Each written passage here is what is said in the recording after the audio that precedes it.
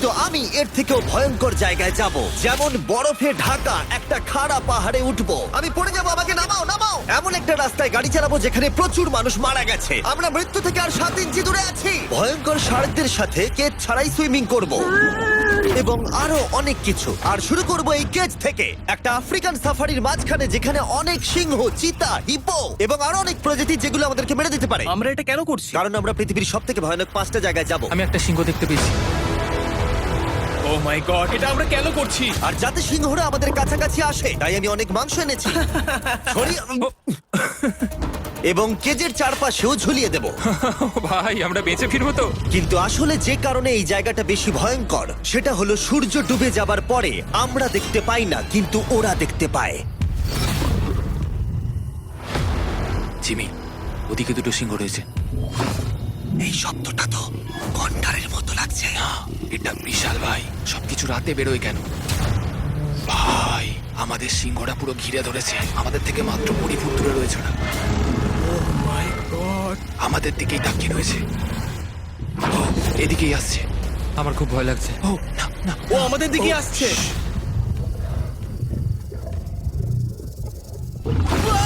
সিংহগুলো আমাদের চারপাশে ঘুরেই যাচ্ছিল। আমরা হয়তো এই ভিডিওটা করতে গিয়ে মারাই যাবো। আর এটা তো সবে শুরু, কারণ এই ভিডিওতে পরের জায়গাগুলো আগের জায়গার থেকে আরো অনেক বেশি ভয়ানক হতে চলেছে। শেষে থাকবে এমন একটা দ্বীপ যেটা সম্পূর্ণ বিষাক্ত সাপে ভরা। আর এবার আমরা আইস ক্লাইম করব একটা বিশাল ভয়ানক ঠান্ডায় জমে যাওয়া জলপ্রপাতে। সবাই তৈরি হয়ে নাও, এবার একটা দারুণ অভিজ্ঞতা হবে। এই হেলিকপ্টারটা এখন ফিরে যাচ্ছে। আমরা পাহাড়ের মাঝখানে রয়েছি। আমরা এখানে কি করব? পরে দেখা হচ্ছে। এখন আমরা আইস ক্লাইম করার জন্য তৈরি। আর এখান থেকে ফিরে আসার কোনো উপায় নেই। এই দুটোর মধ্যে যে কোনো একটা পথ দিয়ে এই বিশাল খাড়া পাহাড়ে উঠতে হবে এই ব্লেডেড বুটস আর এই আইস পিক্সের সাহায্যে। আমার জীবনে করা এটা সবথেকে ভয়ানক জিনিস। আমার জন্য প্রার্থনা করো। জিমি, তুমি চাও আমরা এই পাহাড়টা চড়ে ওপরে উঠি?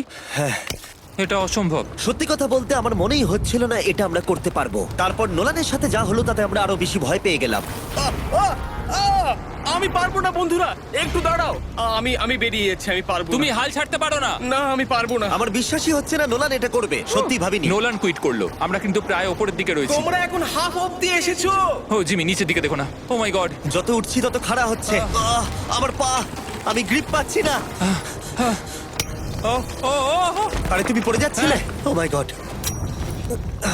আমি টপটা দেখতে পাচ্ছি জিমি। এটা আমার করা সবথেকে ভয়ানক জিনিস। আহ! এটা আমি পারবোই। আমাকে ওপরে উঠতেই হবে। দেখাও এটা কতটা খাড়া। প্রায় এসেই গেছি, হাল ছাড়লে হবে না। আর 10% বাকি। আমি এখন কাঁদতেও পারছি না, যদিও এসব করা আমার একেবারেই উচিত নয়। তুমি প্রায় এসেই গেছো জিমি। তবু আমি কোনো মতে এই জলপ্রপাতের উপরে উঠতে পারলাম। আমরা পেরেছি ভাই। আমরা পেরেছি। আহ, কিন্তু আমার মনে হয় নোলান একদম ঠিক করেছে। কিন্তু এবার আমরা দেখবো নোলান লিস্টের 3rd প্লেসে গিয়ে কি করে, যেটা অবস্থিত বলিভিয়ায়। সেখানকার ডেথ রোডে আমরা ড্রাইভ করব। আর এখন আমরা রয়েছি পৃথিবীর সবথেকে বিপজ্জনক রাস্তায়। এই জায়গাটা যে কোনো স্কাই স্ক্রিপারের থেকে অনেক বড়। আমি বুঝতে পারছি না আমরা কেন এখানে এলাম। মিথ্যে বলছি না, এই রাস্তায় অনেকজন মারা যাওয়ার কারণে এই রাস্তাটা এক যুগ আগেই বন্ধ করে দেওয়া হয়েছিল। এই রাস্তায় গড়ে প্রতি বছর 300 জন মারা যেত, কিন্তু আমাদের কাছে গভর্নমেন্ট পারমিশন রয়েছে, তাই আমরা এই রাস্তা দিয়ে যেতে পারি। পারমিশন না পেলে খুব ভালো হতো। চিন্তা করো না, কিচ্ছু হবে না, না। আমার তো চিন্তা হচ্ছে।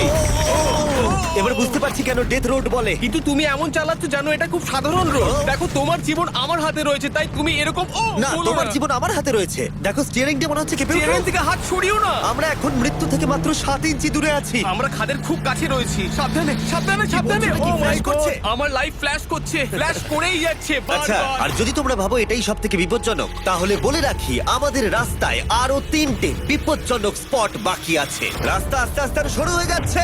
এই জায়গাটা কিন্তু খুব সাবধানে চালিও। Oh my God! দেখো ওই জায়গাটা টায়ার কিন্তু মাটিতে থাকবে না, দেখতে পাচ্ছো? হ্যাঁ, সেটা আমি দেখতে পাচ্ছি। ও মাই গড, দেখো খাদটা Oh, কতটা দাঁড়াও। গভীর। নোলান, তুমি কি একটু গাইড করতে পারবে? অবশ্যই, গাড়ি থেকে নামতে পারলে খুবই খুশি হব। ও দেখো পড়ে যেও না ভাই। এটা কি? একবার দেখো খাতটা কতটা গভীর। সত্যি অনেক গভীর। এখান থেকে একটা ওয়াটার হ্যাঁ, এখান থেকে আমাকে বার করো। ঠিক আছে। এটা তো পাগলামো ভাই।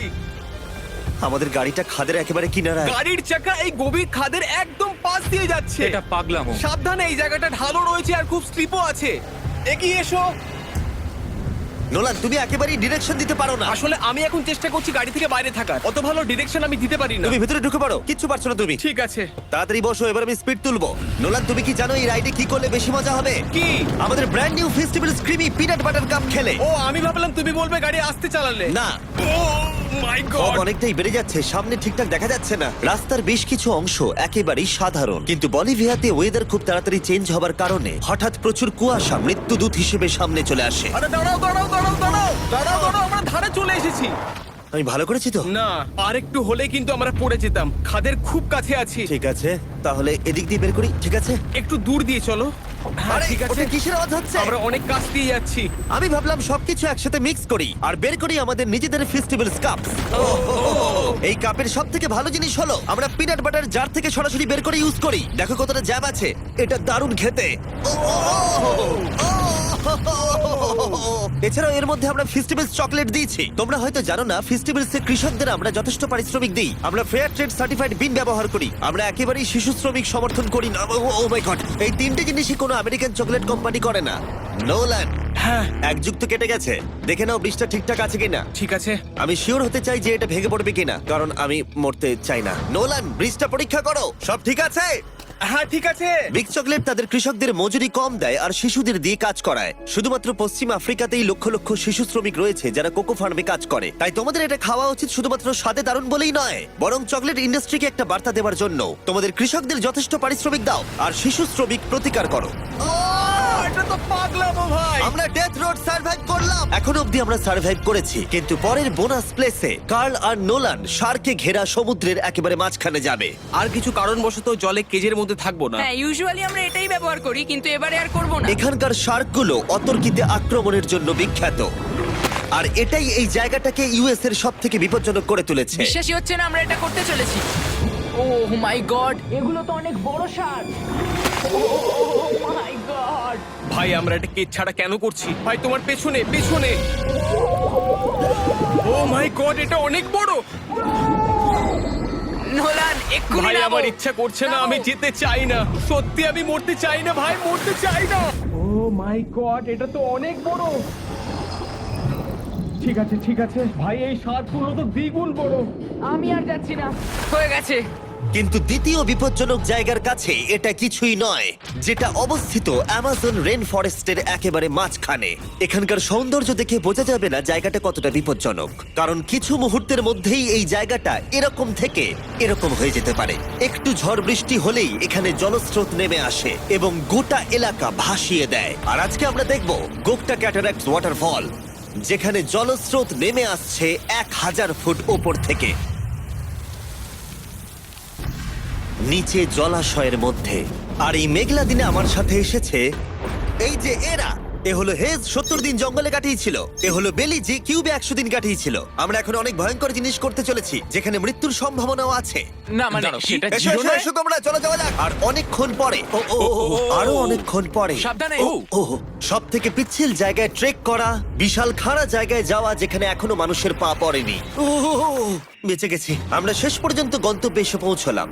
এটা একটা ওয়াটারফল, দেখতে পাচ্ছ তোমরা? মানে একবার যদি স্লিপ খেয়ে দারুণ পড়ো লাগছে। তাহলে তোমরা শেষ। আর গাইডের সাহায্যে আমরা নদীটা সুরক্ষিতভাবে পার করলাম। এই দেখো, উই! আর তারপরে আমরা কিছু দড়ি সংগ্রহ করলাম, যাতে আমরা ওয়াটারফলের নিচ অব্দি দেখতে পারি। নিচ দেখতে পাচ্ছ? ওয়াও, এটা দারুণ লাগছে। হা! কিন্তু যেমনটা আমি আগে বলেছি, এই জায়গাটা দেখতে যতটা সুন্দর, এক মুহূর্তের ব্যবধানে এটা প্রচন্ড ভয়ঙ্কর হয়ে উঠতে পারে। এখন বিশাল পরিমাণে ঝড় বৃষ্টি শুরু হয়ে গেল। এই জন্যই এটাকে পৃথিবীর সব থেকে ডেঞ্জারাস প্লেস বলা হয়। এই ওয়াটারফলটা এখন আস্তে আস্তে অনেকটা ছড়িয়ে যাবে, অনেকটা জল বেড়ে যাবে, সবকিছু ভাসিয়ে দেবে। এখানে এখন জল অনেক বেড়ে যাবে আর আমাদের বেরোতে হবে। আমরা কি রোপগুলো ব্যবহার করে ওয়াটারফলের পাশ দিয়ে নিচে নামবো? না, একদমই নয়, এটা খুবই বাজে আইডিয়া জিম। আমরা এখন জঙ্গলের মাঝে ফেসে গেছি, এটা তো বাজে ব্যাপার। কত রিস্ক আছে। জিমির দিক দিয়ে কিন্তু কাদা আসছে, অনেক কাদা। আর যে কোনো মুহূর্তে এখানে বাজও পড়তে পারি। আর সত্যি আমি চাই না তুমি মরে যাও।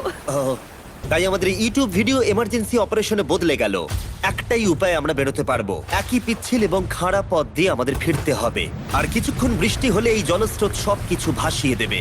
তোমরা দেখতে পাচ্ছ জলের পরিমাণ অনেকটা বেড়ে গেছে, আমাদের রাস্তাও ব্লক হয়ে গেছে। আমাদের এই দড়ির সাহায্যে বেরোতে হবে, অনেকটা সময় লাগছে। তোমাদের মনে আছে যখন আমি এই নদীটা পার করছিলাম আর হাসছিলাম? উই! এখন আর একদম হাসি পাচ্ছে না। আমার সত্যি খুব ভয় করছে, যদি আমি পড়ে যাই। এই যে সেই ওয়াটারফল যেখানে আমি তলিয়ে যাব। জলের স্রোত দেখো, মানে দেখো, আমি মজা করছি না। এই দড়িটা ধরো আর নিজেকে ঠেলে ওপরের দিকে ওঠো। আমাকে মরতে দিও না। আর অনেকক্ষণ পরে জল আর কাদার বন্যায় ট্রেকিং করে আমরা এই পাহাড় থেকে প্রাণে বেঁচে ফিরলাম। এখন আমরা পৃথিবীর সব থেকে মারাত্মক জায়গায় যেতে চলেছি। আমাদের লিস্টে পৃথিবীর ভয়ঙ্করতম জায়গার মধ্যে 1 নম্বর। আর এই ভিডিওটা সব থেকে ভালোভাবে শেষ করার জন্য আমরা এসেছি পৃথিবীর সব থেকে বিপজ্জনক আইল্যান্ডে। কেন এমন আইল্যান্ডে আছি যেখানে কিলিং মেশিন ভর্তি? মনে হয় আমরা মরবো। Bye bye. এখন থেকে অফিসিয়ালি আমরা কাল অবধি আছি। এটা সত্যি, আমরা পৃথিবীর সব থেকে বিপজ্জনক আইল্যান্ডে সারা রাত কাটাবো। আর আমাদের প্রতি পদক্ষেপে থাকবে অজস্র সাপ। শুধুমাত্র স্পেশালাইজড পোশাক আমাদের বাঁচাবে এই সমস্ত ভয়াবহ বিষধর সাপের হাত থেকে। যে কোনো জায়গায় সাপ থাকতে পারে, তাই না? হ্যাঁ, জিমি, কি হবে যদি কোনো সাপ আমাদেরকে কামড়ে দেয়? বেসিক্যালি যেই বিষ তোমাদের রক্তে এসে মিশবে, তোমাদের স্কিনের কালার চেঞ্জ হয়ে যাবে আর 1 ঘন্টার মধ্যে তোমরা মারা যাবে। এটা খুবই ভয়ের বিষয় যে আমি যে কোনো সেকেন্ডে মরে যেতে পারি। এটা পাগলামো ভাই। গোটা আইল্যান্ডটা কিলিং মেশিন দিয়ে ভর্তি। এটা কিন্তু দারুণ ব্যাপার। ওপর থেকে কিন্তু দারুণ লাগছে জায়গাটা। তুমি এখান থেকে পড়ে গেলে কিন্তু মরে যাবে। হ্যাঁ, সেটা আমি জানি। সবাই খুব সতর্ক থেকো। তোমরা হয়তো ভাববে স্নেক আইল্যান্ড নাম বলে এখানে হাজার হাজার সাপ ওপেন ঘুরে বেড়াবে, কিন্তু মাটিতে বসবাসকারী প্রাণীদের সাপগুলো মারার পরে ওরা এখন গাছের পাখিদের শিকার করে, কারণ এখন ওরাই একমাত্র জীবিত শিকার। এখন আমরা অফিসিয়ালি জঙ্গলে প্রবেশ করছি। যে কোনো মুহূর্তে সাপ গাছ থেকে লাফ দিয়ে আমাদেরকে কামড়াতে পারে। এতক্ষণ পায়ের চিন্তা করছিলাম, এখন তো গাছ থেকে সাপ পড়ারও আশঙ্কা রয়েছে। এটা পাগলামো ভাই। ও ও ও, এখানে একটা আছে, আমার মুখের সামনে ছিল। এই সমস্ত সাপেদের ধরে বিজ্ঞানীরা তাদের বিষ বের করবে, আর সেটা দিয়ে তারা অ্যান্টি ভেনাম তৈরি করবে। তারা ওটা বিষধর। হ্যাঁ তার মানে ওটা আমায় কামড়ালে আমি মরে যাব। হ্যাঁ, ভালো করে কিন্তু ধরে রাখবে। এটা একটা বাচ্চা। ও না না, এ তো হারিয়ে গেল। তুমি এটাকে ফেলে দিলে। না, পালিয়ে গেল। এটা পালিয়ে গেল। কিন্তু তুমি, মানুষটা সাপটাকে এমন ভাবে ফেললো যেন আমি আমার ফোন ফেলেছি। যত আমরা জঙ্গলের গভীরে ঢুকছি, ঝোপঝাড়গুলো খুব ঘন, আমি আমার সামনে 2 ফুটও দেখতে পারছি না। যে কোনো জায়গায় সাপ থাকতে পারে। আরো বেশি সাপ দেখতে পাচ্ছি। এখানে একটা ও, ও, ও। আর ওখানে একটা। এবার কিন্তু ছাড়বে না, ঠিক আছে? ঠিক আছে। তাড়াতাড়ি ভিতরে ঢুকিয়ে দাও। এই সাপের বিষ কতজন মানুষের জীবন বাঁচাতে পারে? প্রায় 1000 জনের। ও, এটা তো অসাধারণ। সারা বিশ্বের যত অ্যান্টিভেনম পাওয়া যায় তার 90% ব্রাজিল থেকেই পাওয়া যায়। তার মানে হলো যতগুলো সাপ আমরা ধরবো তত হাজার মানুষের জীবন বাঁচবে। জিমি, ওখানে আরেকটা সাপ রয়েছে। ও মাই গড, এটা তো বিশাল। আমরা অনেক খুঁজে পাচ্ছি, ওরা বাইরের দিকে তাই আসছে। দিনের বাকিটা সময় আমরা এই বিষাক্ত সাপগুলোকে ধরতে সাহায্য করলাম। এমনকি আমরা বিজ্ঞানীদের রিসার্চেও সাহায্য করলাম। দেখো, এই সাপটা মাটি থেকে 15 ফুট উপরে রয়েছে, আর সায়েন্টিস্টরা আমাদের গাছটাকে নাড়াতে বললো যাতে এটা নিচে পড়ে যায়। এই গাছগুলোর নিচে আমি কখনোই ক্যাম্পিং করব না। ও তো একটুও নড়ছে না। অনেকগুলো জীবন বাঁচাতে হলে আমাদের অ্যান্টিভেনম দরকার। অন্ধকার ঘন হয়ে এলে আমরা সার্ভাইভ করার দিকে মন দিলাম। এবার ক্যাম্পিং এর সময়। ক্যাম্প সেটআপ হয়ে গেল, যদিও আমি সত্যিই জানি না এই ক্যাম্পগুলো স্নেক প্রুফ কিনা। আমরা এখন ঘুমোবো সাপেদের মাঝে। একটু ভয় লাগছে। এখন আমরা ঘুমোবো আর আশা করব আমাদের টেন্টে কোনো সাপ ঢুকে পড়বে না। খুবই ভয় লাগছে। আমি বাড়িতে গিয়ে শান্তিতে ঘুমোতে চাই। তাই আমাদের মনে একটাই চিন্তা ঘুরপাক খাচ্ছিল, যত তাড়াতাড়ি সম্ভব এখান থেকে বেরোতে হবে। আমি শুধু বাড়ি যেতে চাই। একটা বিশাল আইস মাউন্টেনে ওঠা থেকে শুরু করে এমন রাস্তায় ড্রাইভ করা যেখান থেকে 1000 ফুট নিচে পড়ে যাবার সম্ভাবনা আছে, শার্কে ঘেরা সমুদ্রের মাঝে সাঁতার কাটা কোনো কেদ ছাড়াই, এবং সবার শেষে আমরা স্নেক আইল্যান্ড সার্ভাইভ করেছি এবং কেউ মরেনি।